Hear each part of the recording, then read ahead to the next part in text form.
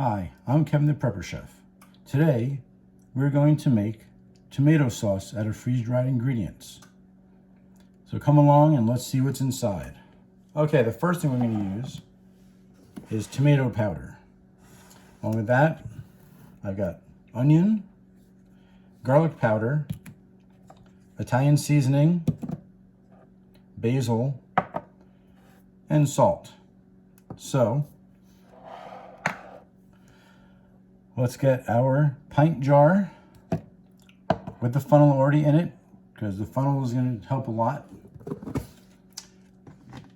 So the powder for the tomato powder is extremely fine. So either pour it slowly or hold your breath while you're doing it, because you'll inhale a lot. All right, there's 1 cup. And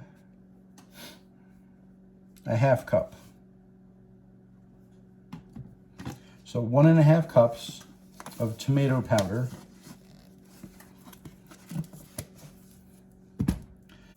I'm going to add 1½ tablespoons of onion.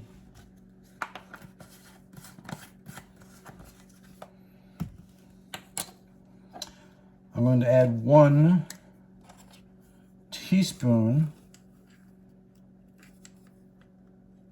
of basil. And as you're making this, think about what you and your family like and what you guys use, because you may want to make a small amount of this to start, maybe cut it in 1/3 or half and try some and see what you think, and then figure out what spices work better for you. I have my garlic powder. I'm going to add 1½ teaspoons of garlic powder.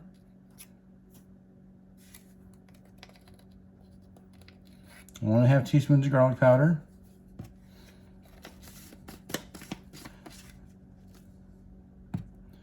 Now I'm going to add my Italian seasoning.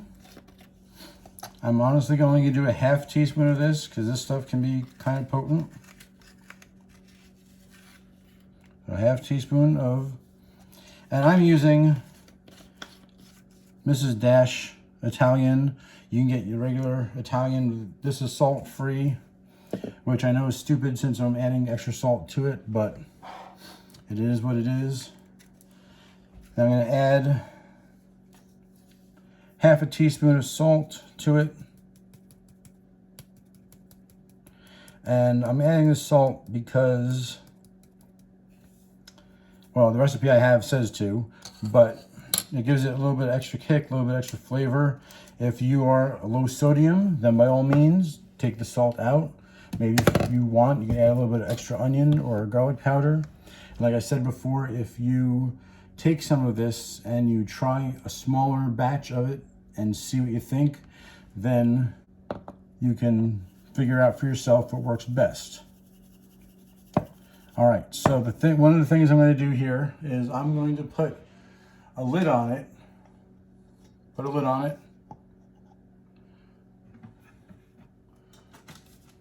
I'm going to screw it on the top. And I know a lot of you are saying, oh, you can't do that, not yet. And you know why about the thing?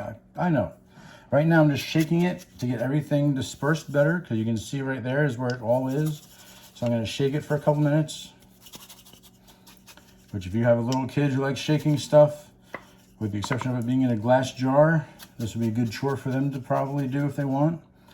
You know, a lot of preppers have rice on hand. They have a lot of pasta on hand because it keeps for a long time and it stays good. And having some sauce to go with it once in a while would be nice. Granted, there's lots of other ways that you can make your pasta, but sometimes you don't have all the ingredients. I mean, I'll be honest, pasta with just a little bit of butter and a little bit of Parmesan cheese is wonderful. But sometimes you're going to want a little bit of spaghetti sauce. What you spice it with is 100% up to you. You want to try a couple different things, a couple different measurements of things to see how well they fit, then by all means do that. What I'm going to do now, I'm wiping off the edge of the jar. I'm going to wipe off the rim of the lid.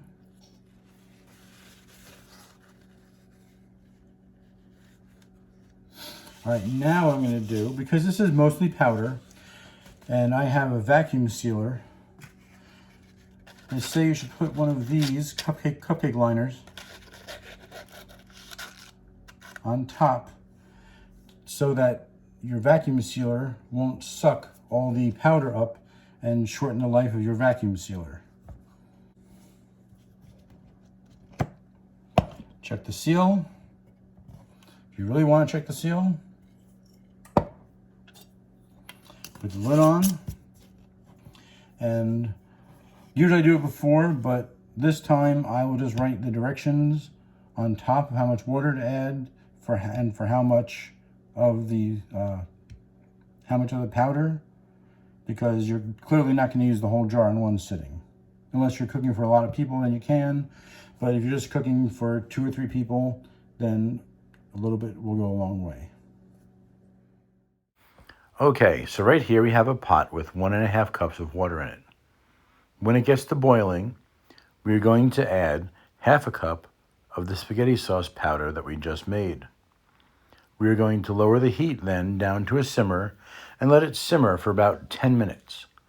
The main reason we need it to simmer is to reconstitute the onion, which are the biggest parts that we have in this powder.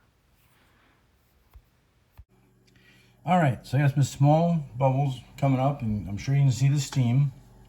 So I'm going to slowly mix in the 1/2 cup of the sauce mix.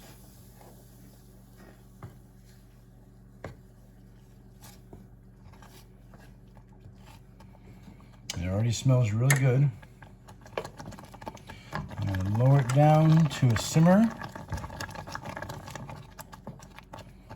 I'm going to keep stirring it. I'm going to keep stirring it.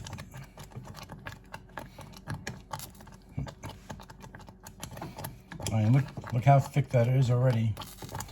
I'll let it go for about 10 minutes with occasional stirring.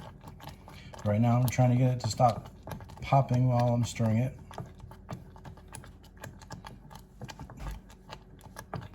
The main reason we let it go for the 10 minutes is because of the onion that needs to be reconstituted. If you choose to use onion powder instead of minced onion, then you can probably go a lot shorter time. I would say with the exception of the onion, 2 or 3 minutes of this would be good. So if you're going backpacking and you don't intend to have a fire for very long, or even though cooking your pasta is going to take a little while, then you can use onion powder instead of minced onion. I had mentioned a couple of times, and I'll bring it up one more time, that you may want to consider making a little bit, trying it out, and then adding or subtracting different spices to make it to your liking for you and your family. I'm Kevin the Prepper Chef. Please like and subscribe.